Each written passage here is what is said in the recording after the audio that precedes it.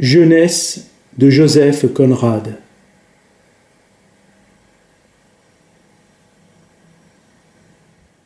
Ce vieux bateau, nommé la Judée, était ancré dans le bassin de Shadwell depuis fort longtemps. Il avait pour devise « vaincre ou périr ». La rouille avait fait son œuvre, la poussière et la crasse également. Et pourtant la Judée quitta Londres pour Bangkok, chargée d'une cargaison de charbon. La traversée s'avéra difficultueuse, jusqu'au jour où, face à l'Orient monstrueux et sauvage, elle rendit l'âme dans un brasier éclatant. C'était l'Orient si vieux, si resplendissant et sombre, plein d'archaïsme et de violence. C'est là que le conquérant Occident, armé de ses capitaines et de ses navigateurs, et fier de sa puissance, apportait avec lui plus que ce que lui offraient ses savoirs et ses découvertes, c'est-à-dire une manière d'être charpentée par le christianisme et qui fait la différence des races en bien ou en mal. C'est donc dans un brasier infernal que la Judée s'enfonça dans la mer, image dantesque que Joseph Conrad décrit avec une phraséologie qui pointe quelques élans mystiques et parfois miltoniens quand il fait appel à d'anciennes divinités maléfiques. Des fils du chaos, filles de la nuit, non loin du cœur des ténèbres, son œuvre phare, Joseph Conrad trace la voie vers des contrées, au-delà des mers occidentales, où demeurent encore de vieux mondes primitifs.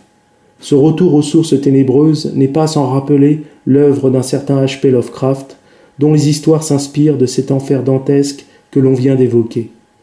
C'est dans cette atmosphère que Joseph Conrad ouvre la voie du monde marin, de l'Occident à l'Orient, en soulignant certains contraires comme la jeunesse et la vieillesse, l'eau et le feu.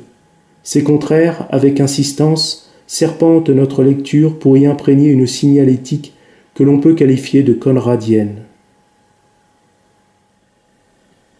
L'essence de cette histoire peut être symbolisée par cette Judée qui brûle. C'est l'image de la consommation du temps. La jeunesse, c'est cette mer qui bouge, qui se renouvelle, qui ne se laisse pas dompter et qui ne fait pas de cadeaux. Mais pour la vieillesse, la jeunesse est un enchantement douloureux. Bien plus tard, pour les marins de la Judée, le souvenir d'un tel désastre est avant tout l'évocation du bon vieux temps. La Judée ne fut pas leur tombeau, mais elle évoque l'image d'un cercueil.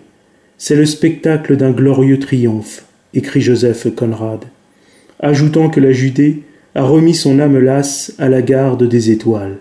Quoi qu'il en soit, la jeunesse est une longue suite d'épreuves nécessaires avant d'atteindre le cap de la maturité.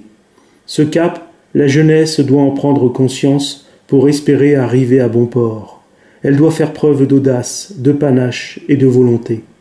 Pour conclure, je me dois de citer un certain général qui, dans ses mémoires de guerre, avait écrit que la vieillesse est un naufrage.